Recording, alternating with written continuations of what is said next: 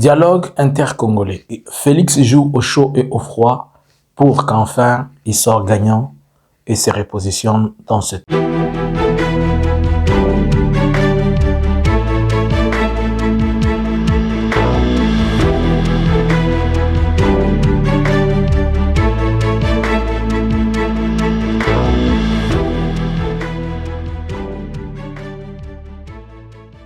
Bonjour, bonsoir. Nous vous saluons de partout où vous êtes en train de nous suivre. Nous, c'est Analysons Congo. Aujourd'hui, nous sommes le 11 février 2026. Nous venons encore ce matin et ce soir. Cela dépend de l'heure du moment où vous nous recevez chez vous pour parler, partager et ensemble qu'on essaye de discuter et comprendre certaines choses. Abonnez-vous sur cette chaîne et Analysons Congo. Sur YouTube, suivez-nous sur TikTok, sur AK News. Ne manquez pas aussi de nous suivre sur Analysons Congo sur Facebook. Il y a beaucoup d'informations aussi que nous donnons sur Facebook et Twitter, Analysons Congo, où vous pouvez nous retrouver. Ne manquez pas aussi surtout de nous suivre sur notre chaîne en Swahili, qui est Analysons Congo Swahili, donc Eke Swahili. Excusez. Je disais tantôt que Félix joue au chaud et au froid dans cette situation de la soi-disant dialogue. J'ai trop de réserves et je crois que le dialogue va rester une utopie. Bien que certaines personnes veulent démontrer qu'ils sont suffisamment intéressés, mais je pense que c'est de l'utopie. Selon les informations, les dernières informations, nous apprenons que le gouvernement aurait reçu l'ordre de... au travers le ministère des Affaires étrangères, de libérer les passeports et de donner le passeport aux opposants à qui on avait ravi leur passeport. Peut-être les autres, on va émettre pour permettre la flexibilité, la mobilité, car au courant de la semaine prochaine, déjà, on va commencer à lancer les invitations pour question de consultation. Bon, on peut dire d'emblée, quand vous écoutez quelque chose comme ça, tout le monde peut dire, oh, c'est le premier signe, une décrispation de la situation. On est en train d'assainir l'environnement. C'est qu'on peut dire. Mais vous allez comprendre que jusque-là, il n'y a pas de signaux forts qui démontrent le nettoyage ou bien qui démontrent l'ouverture de cet environnement politique de la RDC. Aussi, vous devez aussi savoir que la pensée et la vision et la logique de Félix par rapport à la question du dialogue sont deux choses qui sont différentes. Revenons dans le contexte de ce qui est entre de ce qui s'est passé. Il y a eu quatre messieurs, tous des anciens, tous des présidents, notamment il y avait un qui est ancien et les autres, Olusegun Obasanjo, qui est le président du comité des sages, de présidents qui ont été mis au profit de cette démarche. Il y a Faure Gnassingbé, le président du Conseil du Togo, communément reconnu comme président du Togo. Il y a lui-même Félix, le président de la RDC, et ainsi que le ce qui les a invités, qui est Lorenzo, le président de l'Angola. Devant eux, il a tenu cette ferme engagement, nous le savons, on a lu tous le communiqué sorti de là, où ce n'est pas Félix, mais le panel, si on peut dire, de ces quatre chefs d'État, ont pu donner la responsabilité à l'Angola de commencer à... Ils lui ont donné le mandat que l'Angola se mette en place pour commencer à travailler sur la question d'organisation de ces dialogues. Bon, la question numéro 1 qu'il faut se poser, pourquoi l'Angola? Puisque vous avez compris que l'Angola, elle s'est bien positionnée car l'Angola étant d'abord celui qui a commencé et qui connaît profondément la question, les questions dont on est en train de débattre ici. L'Angola a été d'abord celui qui a initié depuis 2022 ou 2021, si je m'abuse, les négociations entre la RDC et le Rwanda qui s'est déroulées sur son sol. Bien, comme nous étions en train de le dire, connaissant très bien les problématiques sur lesquelles l'AFC aussi est assis sur quel pilier de problèmes qui ont été adressés. Et vous savez que l'Angola a très bien suivi jusqu'à la loupe la situation de Doha. N'oublions pas que l'Angola a été aussi observateur, a aussi été invité lors des accords de Washington. Donc, premièrement, l'Angola maîtrise très bien la situation, il maîtrise et il comprend ce qui se passe en RDC. À un niveau, avant que le président de l'Angola puisse se retirer de ces postes-là de médiateur, il avait au moins donné ses avis, il avait dit ce qu'il pensait que la RDC devait faire des efforts. Il y a aussi des enjeux économiques liés à Luanda qui a beaucoup d'intérêt. N'oublions pas qu'il partage des longues frontières de plus de 1000 km avec la RDC. Et surtout, connaissant que des partis aussi richissimes tels que le Lualaba, avec lui, ils ont des frontières, telles que l'histoire de jusque vers le port de Matadi et tout ça. Donc, nous pouvons dire que l'Angola se sent beaucoup plus impliqué qu'il y ait la paix en RDC, puisque ça dépend aussi de chez lui. Puisque il ne faut pas oublier qu'on ne fait pas la fête lorsque ça brille chez le voisin. Mais quand je regarde les compositions de cette panel, je comprends qu'on a voulu un tout pour amener que tout le monde puisse se sentir à l'aise. Vous avez un président qui est qui est disons de la branche de la francophonie, le président du Togo, qui quelque part émet aussi à la place les avis et les considérations de ce que le monde francophone pense.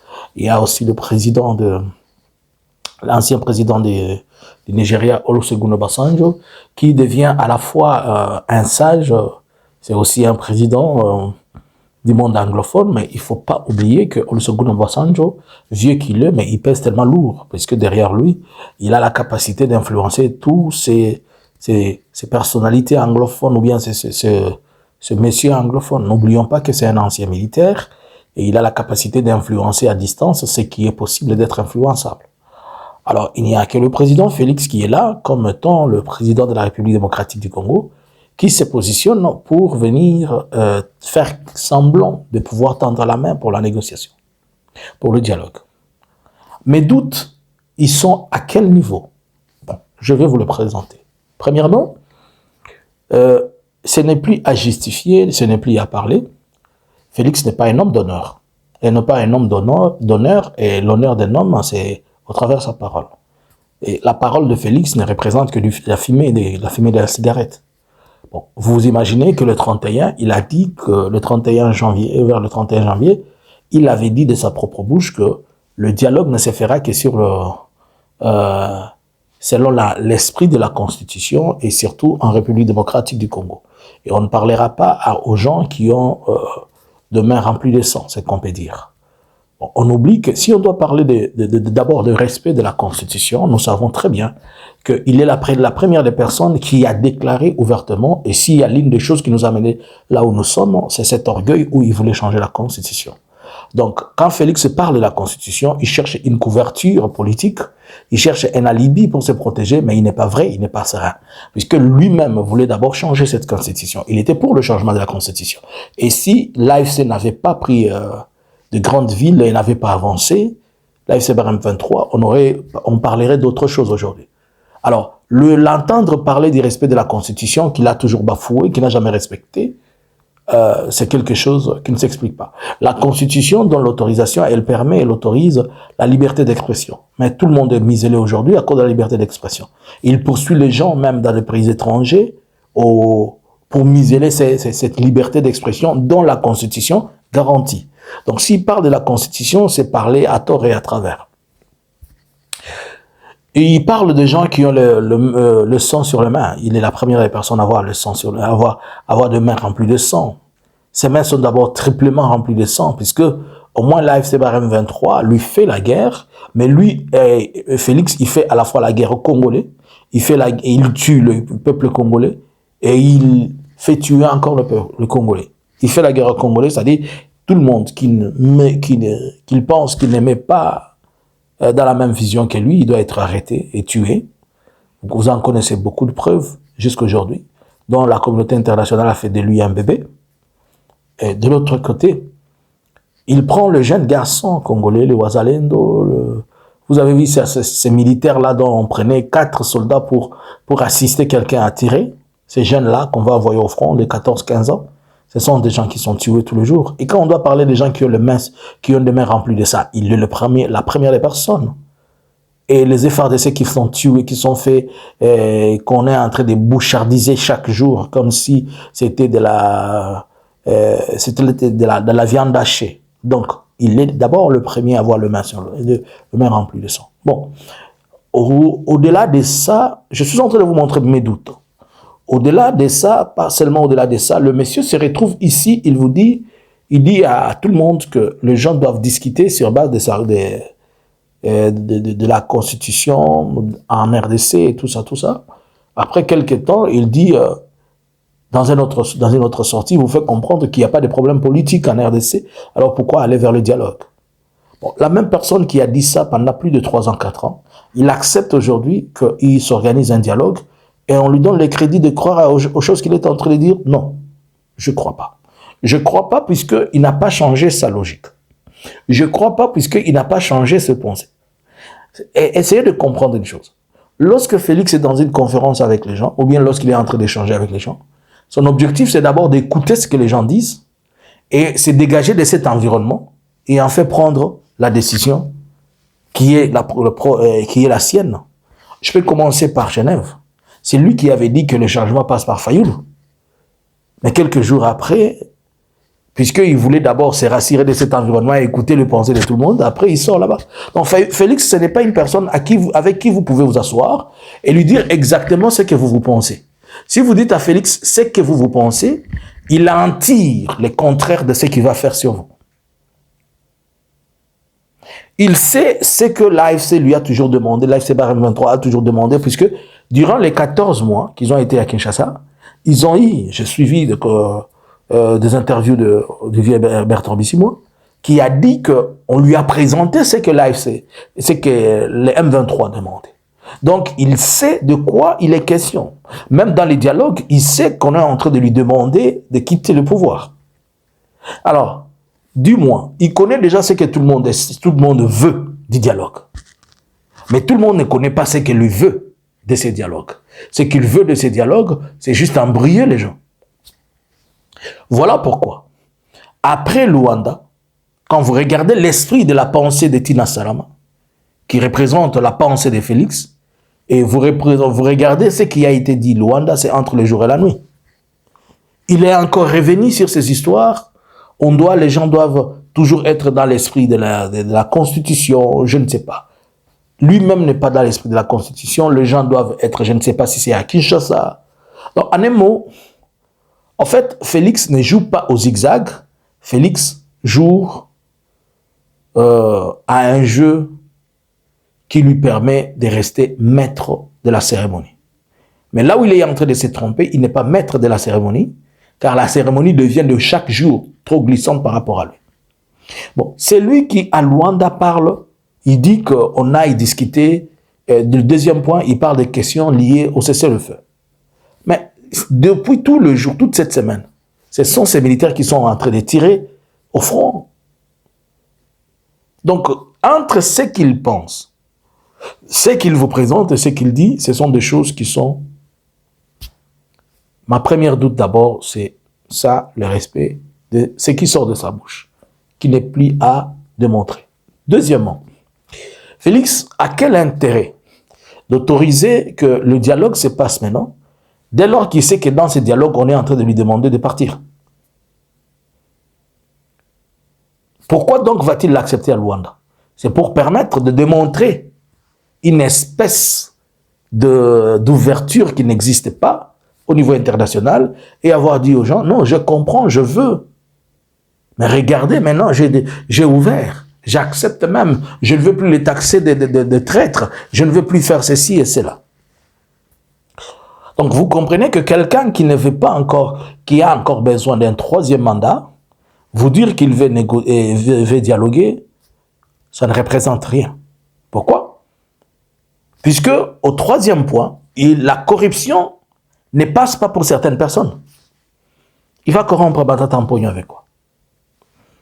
Il va corrompre les autres qui sont dans la plateforme, selon la RDC avec quoi?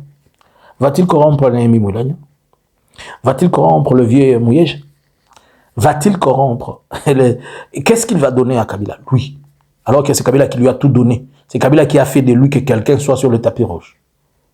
Bon, il va corrompre Corneille Nangaa avec quoi? Donc, comme il ne peut pas les corrompre, pour les avaler, les amener chez eux, la seule façon qui reste, c'est de les compliquer. Faire semblant que nous sommes en train de travailler et d'aller vers le dialogue, alors qu'en réalité, il n'y a pas de dialogue. Mais là où ça va être très mal pour lui, puisque il n'a pas dit ça aux organisations, il a parlé aux chefs d'État.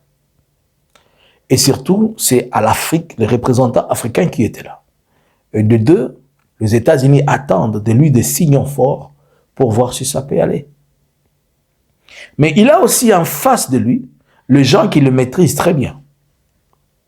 Tous ses opposants, que ce soit à la fois militaire, que ce soit à la fois civil, ils connaissent ce qui se passe dans sa tête. Et ils savent que le monsieur n'est pas sérieux. Ils savent aussi que le monsieur n'est pas sûr. Ne vous trompez pas, ils ne sont pas aussi deep. Vous savez que dans la politique, la diplomatie, tout le monde peut aller comme ça, mais la logique, c'est d'aller comme ça. Il y a certaines choses qu'il faut laisser. Bon, on a démontré qu'il faut aller vers aller faire des consultations, c'est pas grave, tout le monde peut aller là-bas. On écoute, oui, nous sommes, ok. Et puis les gens rentrent. Et après, on va maintenant on va mettre les choses sur la table. Bon. Est-ce que réellement il y aura dialogue? C'est une question trop capitale. Espérer le dialogue en 2026, d'abord, c'est faux. Et est-ce qu'il veut permettre ça en 2027? Peut-être. Mais aussi en 2027, il ne le permettra pas. Pourquoi? Puisqu'il a un élément important à sa main qui est capable de permettre à ce que la guerre n'existe, qu'il n'y ait pas de dialogue, c'est la guerre. À tout moment, il peut accélérer sur la guerre pour dire que ce sont les autres qui le font, et ainsi empêcher. Vous savez que dans leur tête, dans leur logique, c'est qu'on ne peut pas faire les élections puisqu'il y a la guerre. Alors, nous ne pouvons pas aller au dialogue puisque nous sommes en guerre. Comment je vous explique? Je suis en train de vous montrer mes doutes. Le Rwanda n'a pas encore décidé de quand il va lever ses mesures de défense. Mais le Rwanda lèvera ses mesures de défense dépendamment du comportement de Kinshasa. Kinshasa n'a pas encore initié, programmé, planifié quoi que ce soit pour permettre à ce que les FDLR soient maîtrisés. Alors pour lui, c'est un atout. C'est un atout puisqu'il sait que M23, le gouvernement du Rwanda est là. Le Rwanda ne peut pas bouger tant qu'il n'y a pas des FDLR qui les sont donnés. Alors on fait quoi? On laisse que le Rwanda soit là. On laisse que l'AFC continue à avancer.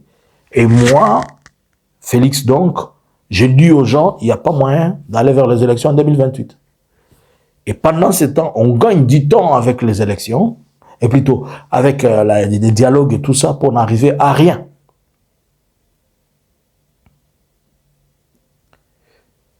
L'objectif, c'est faire un tourbillon politique. À la fin de la journée, vous allez comprendre que personne ne va comprendre ce que Félix est en train de faire. Je vous alerte aujourd'hui, nous sommes le 11, mais vous allez peut-être me donner raison un jour. À la fin de la journée, vous allez comprendre que Félix, personne ne sait ce que Félix est en train de faire. Pourquoi? Puisque Félix gère très bien dans les désordres. Puisque Félix gère très bien dans tout ce qui est illogique. Si vous amenez des choses qui sont logiques, ça ne passe pas. C'est lui qu'on connaît qui est logique, c'est Kabila, qui réfléchit. Et moi, je vais par exemple vous étonner de quelque chose. Savez-vous que si aujourd'hui, ça arrivera, lorsque Kabila reviendra, que ce soit lui, que ce soit sa famille politique, Kabila va vous étonner de ne pas punir Félix. Et qu'est-ce que je veux dire par là? C'est-à-dire, Félix peut faire des histoires, pas ne pas punir par rapport aux bêtises qu'il a fait. Les bêtises qu'il a fait, il doit payer pour ça. C'est la justice, s'en prendra de lui d'une autre manière. Mais il peut être provocateur. Pendant même, Kabila peut le laisser même à Kinshasa, on ne le dérange pas, laissez-le à Kinshasa. S'il veut aller en Boujima, il laisse-le. Il va faire des provocations, des tas de provocations, et Kabila ne les regardera pas, il ne va même pas les calculer. Puisque c'est un homme d'un esprit grand, et c'est un homme d'une logique que les autres n'ont pas. Et c'est là où Félix connaît que cet homme, c'est un homme de logique. Donc pour le vaincre, je dois être illogique. Il sait que c'est un homme qui respecte la parole, et pour arriver avec lui, je dois être quelqu'un qui respecte pas la parole. Mais il oublie qu'il a affaire à un militaire avéré, et qui connaît que, ce que je vous ai toujours dit, que, et si comme elle a civil, et ceux qui n'est pas militaire, il y a son bandara. Alors, si vous regardez un peu mon petit tableau que je vous ai peint, que le dialogue sera difficilement possible. Même si maintenant, on dit qu'on remet les passeports à tous les opposants, on leur permet de sortir, allez vous faire consulter, Félix va toujours créer un incident majeur pour empêcher que les gens aillent dans ce dialogue. Puisque, selon lui, les dialogues maintenant ne les profitent pas. Dans le dialogue, on est en train de lui demander de ne pas se présenter en 2028.